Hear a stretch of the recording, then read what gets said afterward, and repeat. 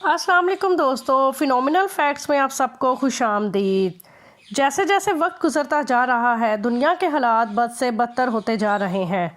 कहीं महंगाई का रोना है तो कहीं लोग अपने ही घरों में अब सेफ नहीं रहे। यहाँ तक कि तीसरी आलमी जंग के खतरात सर पर मंडलाने लगे हैं।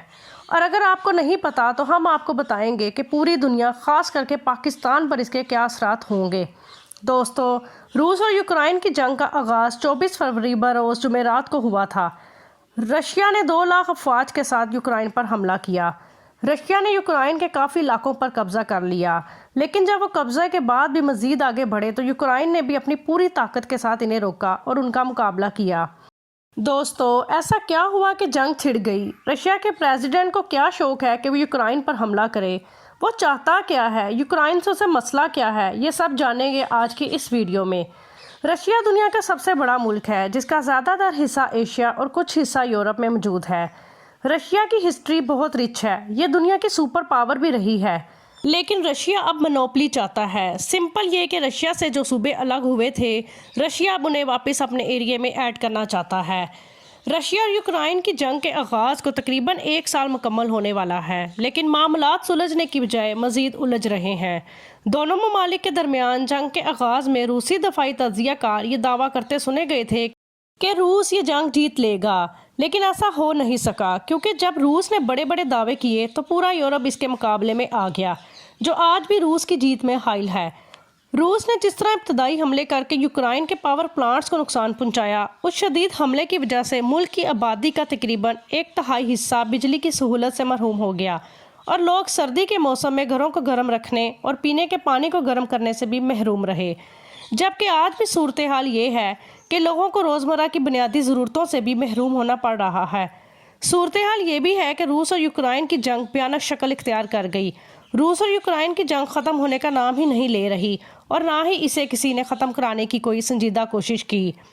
बल्कि नेटो, अमेरिका, जर्मनी, फ्रांस, बरतानिया और दीगर ममालिक ने यूक्रेन को असला देकर रूस के मुकाबले में खड़ा कर दिया। उसके मुकाबले में रूस ने ईरान से ड्रोन तैयारे खरीद कर यूक्रेन की शहरी आबादी और दफाई तनसीबात को निशाना बनाया, जिसका चर्चा अमेरिका, इसराइल, बरतानिया और यूरोपीय ममालिक में कुछ ज़्यादा ही शिद्दत से सुना गया।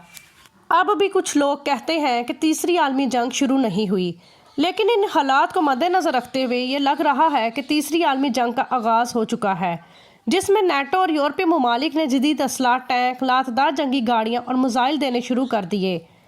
जदीद असले की खेप से यूक्रेन सदर को हौसला और तकवीत मिली, जिसके बाद वो पुरअज़म है कि रूस को अपने इलाके से निकाल बाहर फेंकेंगे।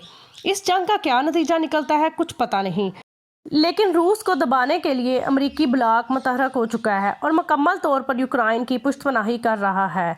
पिछले दिनों यूक्रेन के सदर ज़ेलेंस्की को बड़े प्रोटोकॉल के साथ अमेरिका बुलाकर उसको $2 अरब से ज़ायद माली इमदाद देने का मायदा किया गया, जिसमें अमेरिका का जदीद तरीन असलहा, दफाई निज़ाम और ज़मीन से फ़िज़ा में हदफ को निशाना बनाने वाले पैट्रियट मिसाइल सिस्टम देने की इब्तिदा की।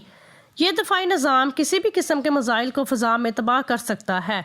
फिर इस तरह जदीद टैंक भी यूक्रेन भेजे जा रहे हैं। ये बात आम है कि जितना भी असलहा इत्तेहादी ममालिक से यूक्रेन को मिलता है, वो ट्रेन में पोलैंड के रास्ते दोनों ममालिक के दरमियान मुश्तरका एंट्री पॉइंट के ज़रिए पहुंचता है। चंद दिन पहले रूस ने इस पॉइंट को कब्जे में लेने के लिए भरपूर हमले किए थे, ताकि यूरोपीय यूनियन, बरतानिया और अमेरिका के असले को यूक्रेन पहुँचने से रोका जा सके। इस वक्त कुरे अर्ज़ की बदकिस्मती ये बन गई है कि जंग की आग शिद्दत इख्तियार कर गई है और कुछ आलमी कुव्वतें जैसा कि अमेरिका वगैरह रूस को ख़त्म करने की कोशिश में यूक्रेन को माली और दफाई हवाले से हथियार भी दे रही हैं। इस तरह इस असले से कई बार रूस के अंदर तक हमले किए गए, जबकि रूस की तरफ से जवाबी हमलों में भी मज़ीद शिद्दत पैदा हो गई। हालिया दिनों में देखा जाए तो रूस यूक्रेन के दायरे खिलाफे पर भी शिद्दत से हमले कर रहा है, ताकि हुकूमती निज़ाम उसके आगे घुटने टेक दे, लेकिन ज़मीनी हक़ाइक़ से ऐसा होता हुआ नज़र नहीं आ रहा। लिहाजा रूस ने नेटो ममालिक, यूरोपीय यूनियन, इंग्लैंड और अमेरिका के कुछ शहरों को निशाना बनाने के लिए अपने एटमी मिसाइल भी मैदान जंग में खड़े कर दिए और अपने बहरी बेड़े और आबदोज़ों को एटमी असले से लेस करके एक ऑर्डर का इंतज़ार करने पर आमादा कर दिया। इस सूरत हाल को देखते हुए रूसी सदर ने कहा कि इन्हें 100% यकीन है कि इनकी अफवाज यूक्रेन में अमेरिका के जदीद तरीन फ़ज़ाई दफाई निज़ाम तबाह कर देगी انہوں نے تنقید کرتے ہوئے کہا کہ مغرب روس کو توڑنا چاہتا ہے، لیکن انہیں یہ بات ذہن میں رکھنی چاہیے کہ ہم ان تمام ممالک کو تہس نہس کر دیں گے کیونکہ ہماری فوج امریکہ کے جدید ترین میزائل دفاعی نظام کو تباہ کرنے کی صلاحیت رکھتی ہے۔ ان کا یہ بیان اس وقت سامنے آیا جب ابھی چند روز پہلے ہی امریکی صدر جو بائیڈن نے پیٹریٹ دفاعی میزائل نظام یوکرائن بھیجا۔ اس کے علاوہ روسی صدر نے یورپی ممالک کو شدید تنقید کا نشانہ بنایا۔ ان کا کہنا تھا مغرب کی کوشش ہے کہ روس بلکہ تاریخی روس کو مختلف حصوں میں تقسیم کر دیا جائے۔ امریکہ ہمیں جنگ کی دھمکیاں دینا بند کر دے، اگر ایسی بات ہے تو ہم بھی تیار ہیں۔ یہ بیان اس لیے جاری کیا گیا کیونکہ اطلاعات کے مطابق امریکہ اور اتحادوں نے روس کو سخت سبق سکھانے کا فیصلہ کیا۔ شاید یہی وجہ ہے امریکہ نے روس کو دھمکی دی ہے کہ روس یوکرائن کی سرحد پر کسی بھی حرکت سے باز رہے یا پھر جنگ کے لیے تیار رہیں۔ دوسری جانب روس نے اس دھمکی کا جواب دیتے ہوئے کہا ہے کہ اگر امریکہ کو جنگ کرنے کا بہت ہی شوق ہے تو ہم تیار ہیں۔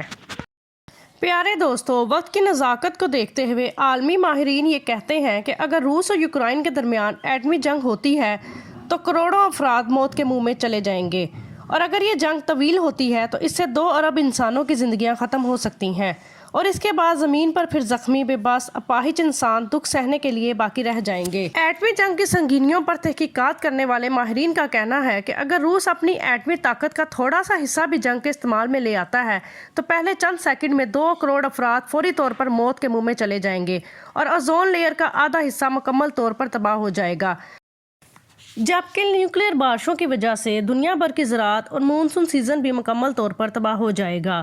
امریکہ روس کے درمیان ایٹمی جنگ چھڑنے کے نتیجے میں دنیا 10 سال تک جوہری سردی کا شکار ہو جائے گی، جو مسلسل انسان کی قاتل ثابت ہوتی رہے گی۔ اس کے علاوہ جنگ میں یوز ہونے والے ایٹمی ہتھیاروں سے جو دھواں پیدا ہوگا وہ ایٹماسفیئر میں پھیل جائے گا، اور زمین پر چلنے والی ہوائیں اسے پورے ارض پر پھیلا دیں گی، جس سے زمین کو سورج کی روشنی لینے میں مشکل ہوگی، جس سے دنیا کے ہر علاقے میں اوسطاً درجہ حرارت 9 ڈگری سینٹی گریڈ کم ہو جائے گا۔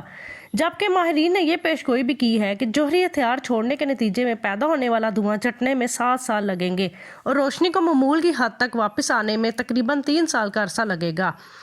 اسی طرح دونوں ملکوں کے درمیان جنگ کے نتیجے میں مونسون کا نظام تباہ ہو جائے گا، اور سمندری درجہ حرارت کو کنٹرول کرنے والا نظام خراب ہو جائے گا، اور اس کے ساتھ ساتھ دھماکے سے 5 میل کے فاصلے کے اندر موجود لوگ بری طرح جھلس جائیں گے، اور قریب کی عمارتیں مکمل طور پر تباہ ہو جائیں گی، اور اتنی تیز ہوائیں چلیں گی کہ لوگوں کو اڑا کر رکھ دیں گی۔ آخر میں یہی دعا ہے کہ اللہ تعالیٰ ہر کسی کو اپنے حفظ و ایمان میں رکھے اور کسی بھی جان کو ایسی آفت اور مصیبت میں نہ ڈالے۔ آمین ثم آمین۔